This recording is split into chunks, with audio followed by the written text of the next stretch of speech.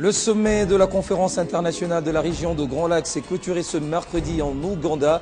Les chefs d'État réunis à Kampala ont débattu sur les modalités pratiques de déploiement de la force internationale neutre entre la République démocratique du Congo et le Rwanda. Il a été décidé la formation d'un comité pour détailler la mise en œuvre de cette force. Hillary Clinton appelle le Rwanda à ne pas soutenir le M23. La secrétaire d'État américaine a également exhorté les États d'Afrique centrale à coopérer pour tarir le soutien dont bénéficie ce mouvement rebelle. C'était lors d'une conférence de presse tenue dans la capitale sud-africaine.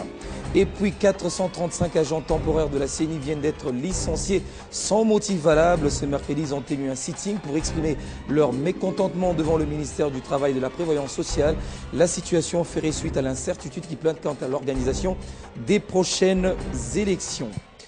Principaux titres à la une de l'actualité, bienvenue à tous et merci de nous recevoir chez vous.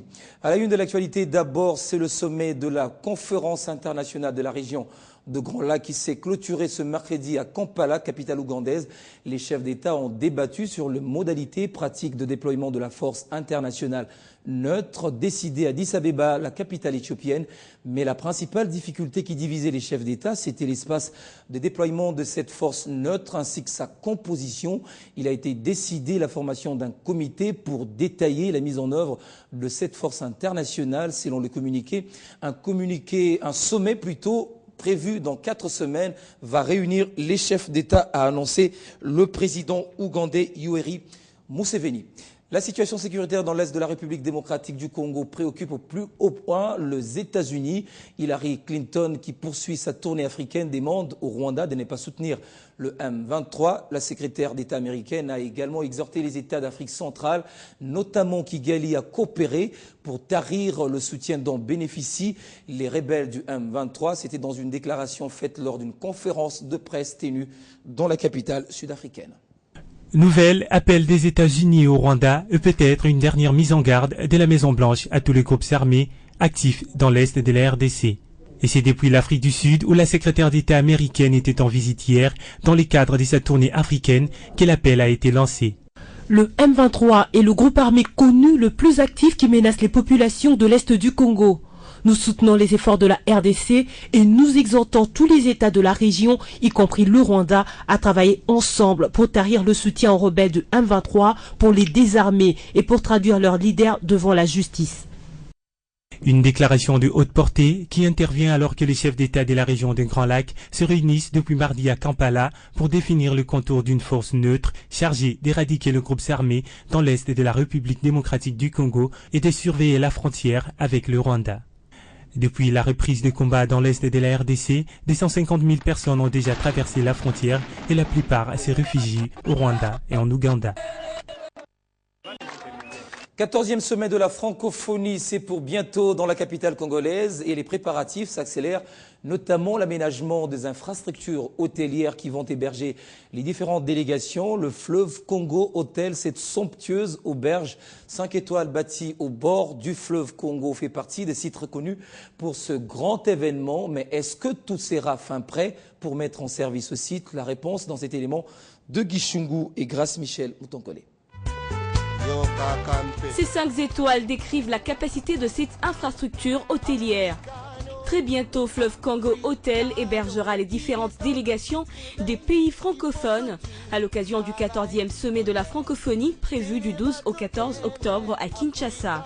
C'est vrai, en l'occurrence, nous prévoyons d'arriver sur la fin août pour être prêt à faire ce qu'on appelle un soft opening. Et après, je dirais aux alentours du 15 septembre, ouvrir officiellement et faire une inauguration digne de ce nom. Autant d'efforts consentis par la société Sino-Hydro. Ici, au 17e niveau, la classe est une priorité.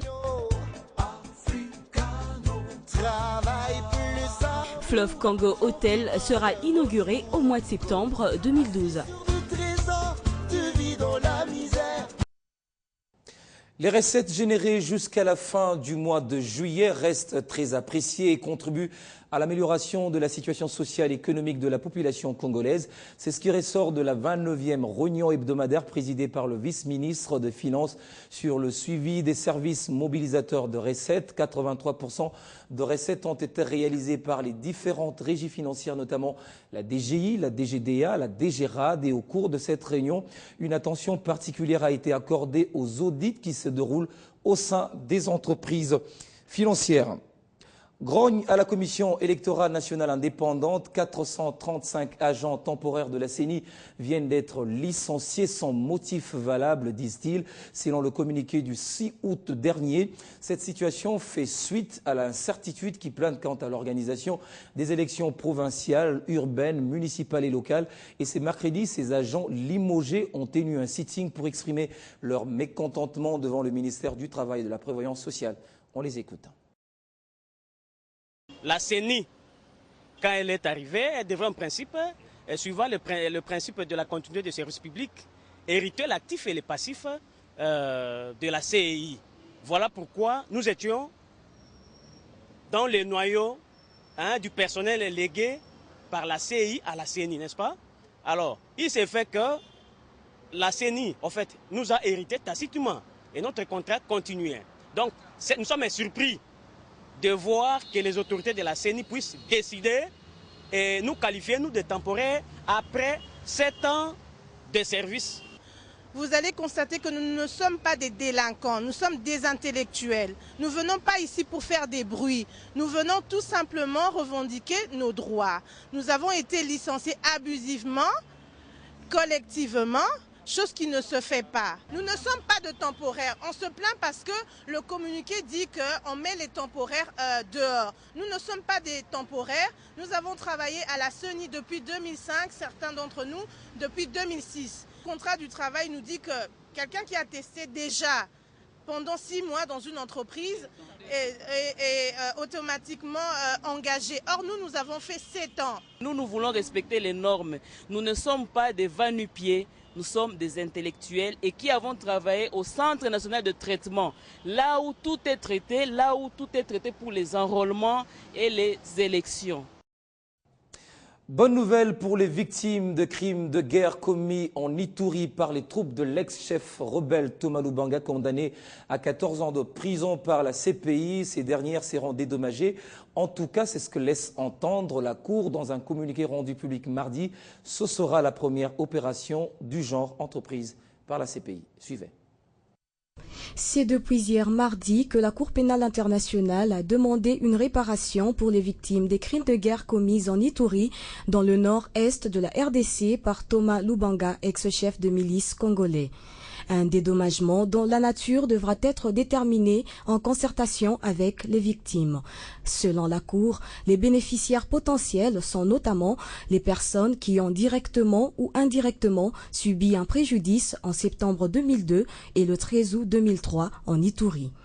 Les ressources financières utilisées pour les réparations émaneront du fonds au profit des victimes créé en vertu du traité fondateur de la Cour pénale internationale, a déclaré le porte-parole de la Cour, Fadi El Abdallah. Ne possédant aucun bien ou avoir à ce jour, Thomas Lubanga présentera volontairement des excuses aux victimes, publiquement ou confidentiellement, précise la Cour. Par ailleurs, Peter Deban, directeur exécutif du fonds au profit des victimes, préfère que cette réparation prenne la forme de programmes d'éducation et de suivi psychologique. 2 entretiens au ministère de Poste, Téléphone et Nouvelles Technologies de l'Information et de la Communication ce mercredi. Le ministre de tutelle a échangé en premier lieu avec Monseigneur Maridi Bodo au sujet de l'installation d'une radio-télévision à quelques mètres de la ville de Bunia dans la province orientale. Puis Kinkei Mulumba a reçu Brahima Traoré, chef de bureau intérimaire de l'Union africaine. Ensemble, ils ont évoqué la mise en place d'un réseau fermé et sécurisé africain. Suivez. Une radio-télévision moderne à Mahagi, à 215 km de la ville de Bunia, ce peut être pour bientôt. Une station audiovisuelle conforme à la nouvelle technologie de l'information dont l'objectif sera de connecter cette partie de la province orientale au reste du monde. D'où cet échange entre Monseigneur Marini Bodo et les ministres de PTNT Kinkei Mulumba. Nous avons pensé installer cet instrument de travail pour cette population qui est enclavé depuis des années, même oublié. Alors comme on est originaire de ce côté, j'étais interpellé. Et comme c'est une nouvelle figure qui vient pour la gestion de ces espaces, il était nécessaire que nous puissions venir lui expliquer ce que nous sommes en train de faire. Le ministre a reçu également une délégation de l'Union africaine venue faire part au ministre de la mise en place d'un réseau de communication sécurisé de l'Union africaine pour des liaisons entre son siège d'Addis Abeba et les différents bureaux régionaux ainsi que les représentations diplomatiques d'Afrique. La Commission de l'Union africaine a entrepris depuis quelques années de mettre en place un système de communication intégré entre le siège et ses différents bureaux régionaux et ses différentes représentations diplomatiques. Et en Afrique, en Europe, aux États-Unis et les organisations régionales. C'est dans ce cadre que nous avons voulu venir établir un partenariat avec Monsieur le ministre des Télécommunications et voir dans quelle mesure on peut avoir des facilités pour réaliser cette grande œuvre-là. La délégation est ressortie confiante face aux assurances de Kinké Moulumba qui leur garantit le succès de ces projets étant donné que la RDC est pays membre de l'Organisation de l'Union africaine. En Ouganda, l'épidémie d'Ebola inquiète davantage les autorités ougandaises. C'est la première fois que le virus atteigne la ville de Kampala qui compte 1,5 million d'habitants. L'épidémie a déjà fait 14 morts dans le pays. Elle sillonne déjà la frontière congolaise, d'où la tenue d'une réunion épidémiologique convoquée par le ministre de la Santé publique de la République démocratique du Congo pour s'en prévenir. En Ouganda, le virus Ebola est de retour.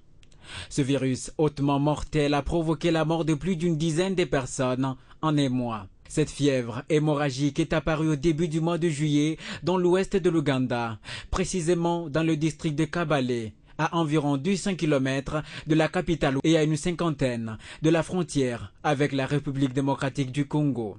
À Kinshasa, l'heure est à la sensibilisation. Il est important dans les mesures d'usage que nous puissions nous rencontrer en comité de crise pour analyser la situation et pouvoir prendre des mesures par rapport à la protection des populations congolaises. Le virus, très contagieux et hautement mortel, d'où la mise sur pied d'un comité de crise. Nous tenons d'abord à informer toute la population de la RDC d'être très vigilante par rapport à l'épidémie qui sévit dans un pays voisin, c'est-à-dire l'Ouganda. Et nous voulons de manière très particulière demander aux populations du Nord Kivu ainsi qu'aux populations de la province orientale d'accroître ce niveau de vigilance. Deuxièmement, dans les mesures qui ont été prises ici, premièrement, nous avons décidé de renforcer les mesures de surveillance et de sensibilisation ainsi que de mobilisation communautaire au niveau des frontières. De manière très particulière, ici nous allons parler de l'axe Beni-Butembo au niveau de la province du Nord Kivu et au niveau des territoires d'Aru, au niveau du territoire de Dungu et du territoire d'Issiro dans la province orientale. La fièvre hémorragique Ebola, hautement contagieuse, tue entre 25 et 90% des malades, selon l'OMS. Il n'existe ni traitement ni vaccin. La transmission s'effectue par contact direct avec le sang, les sécrétions corporelles et la manipulation sans précaution des cadavres contaminés. Le virus tire son nom d'une rivière du nord de la RDC où il a été repéré pour la première fois en 1976 entre ce qui était alors le Zaïre et le Soudan. Et puis Perenco RDC réitère sa volonté d'accompagner le chef de l'État, Joseph Kabila, dans ses efforts de développement. Son nouveau directeur général, Reza Mered, l'a déclaré mardi à la foire internationale de Kinshasa à l'occasion de la journée consacrée aux hydrocarbures. Fabien Lumbala nous fait le point. Cette journée a permis au ministre des Hydrocarbures, Crispin Adama, de s'imprégner d'autres détails importants dans les domaines où le groupe Perenco est aussi très actif depuis plus de 10 ans. Entreprise d'exploration et d'exploitation pétrolière et gazière opérationnelle dans 18 pays.